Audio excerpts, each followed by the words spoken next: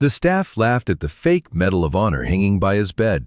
"Old man's living in a fantasy," they whispered to each other, until 200 soldiers, sailors, airmen, and Marines stood in formation outside, proving that some fantasies are actually legends waiting to be honored.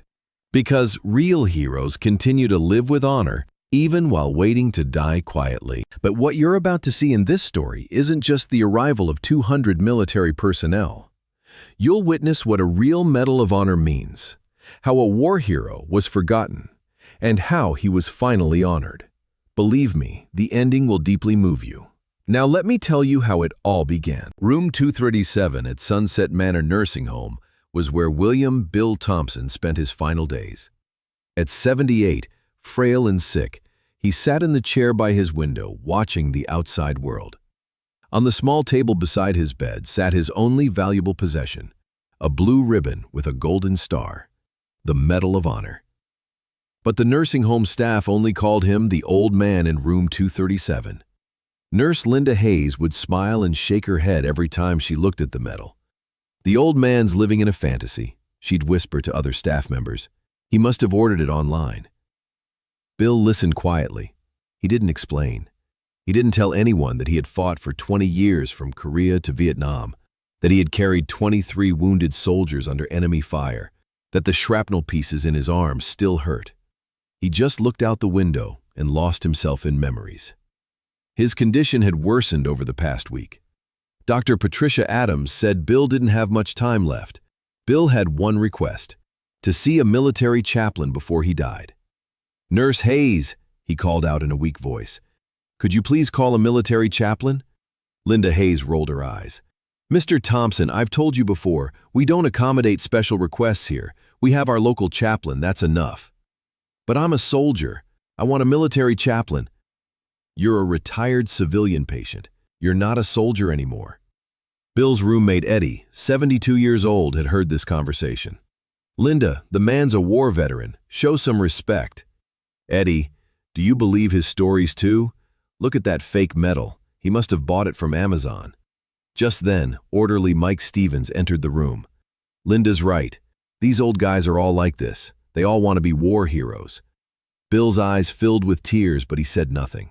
He just looked at his medal, then closed his eyes. The next morning, Bill's condition had worsened. He was having trouble breathing.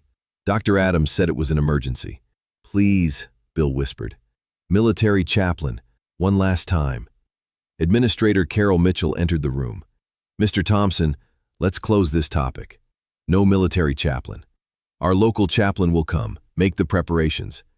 "But he has a Medal of Honor," Eddie shouted. Carol laughed. "Eddie, do you really believe that fake medal? Real Medal of Honor recipients are famous. This is just a sick old man." Just then, an old, worn piece of paper fell from Bill's pocket. Mike Stevens picked it up and opened it. His eyes widened. "Linda, what is this?" The paper contained a faded photograph. Young Bill, in uniform, standing next to President Johnson. Below it read, "Medal of Honor Ceremony 1969. Linda took the paper and examined it. Must be Photoshop.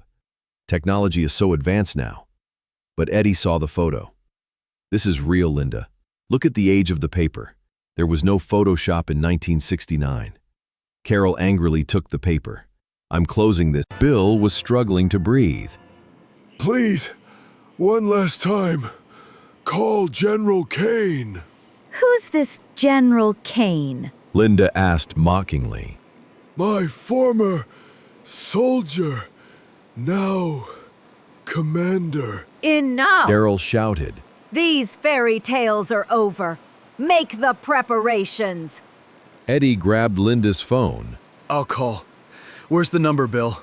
Bill pulled out a small paper from his pocket with trembling hands. Written on it in handwriting, "General Robert Kane, emergency."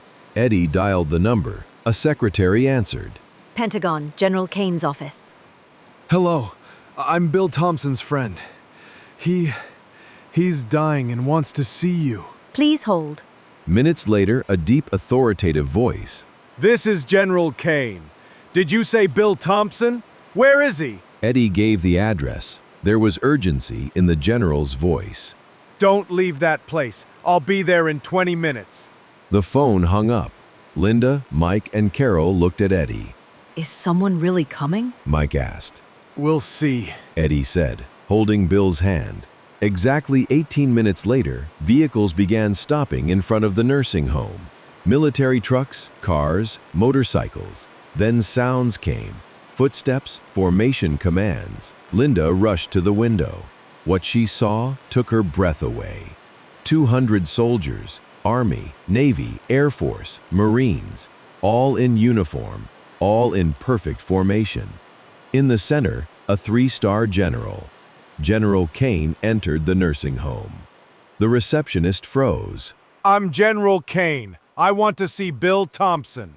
Carol Mitchell ran over. General, there's been a misunderstanding here. He's just a sick old... That man General Kane said coldly. is Colonel Bill Thompson, Medal of Honor recipient, my former commander, the man who saved my life in Vietnam. Carol's mouth hung open. The general entered the room. When he saw Bill in bed, he knelt down. Sir, I'm here. Bill opened his eyes and smiled. Robert, you came. Of course I came. You taught me in war that we're never left behind. Did you think we'd leave you behind? Outside, 200 soldiers stood at attention. All the nursing home staff watched from the windows. Linda, Mike, and Carol were frozen. The old man, who was a real Medal of Honor recipient, was taking his last breath before their eyes. Robert, Bill said weakly. military chaplain. He's here, sir. Outside, waiting for you. Bill relaxed. Thank you. Now, I'm ready. General Kane stood up and gave a perfect military salute. It was an honor to serve you, sir. Bill smiled, closed his eyes. Hours later, with the military chaplain holding General Kane's hand, he passed away peacefully. Outside, 200 soldiers gave their final salute to their former Real heroes sometimes live quietly and die quietly, but their legacy lives forever in every heart that knew them. Thousands of veterans like Bill Thompson may be living around you with stories you don't know. Did this story touch you? Tell us in the comments what city you're watching from. If you believe stories like this deserve to be heard, subscribe to the channel and hit that like button. At Tales of Valor, we share unforgettable stories of veterans every day. See you in the next story.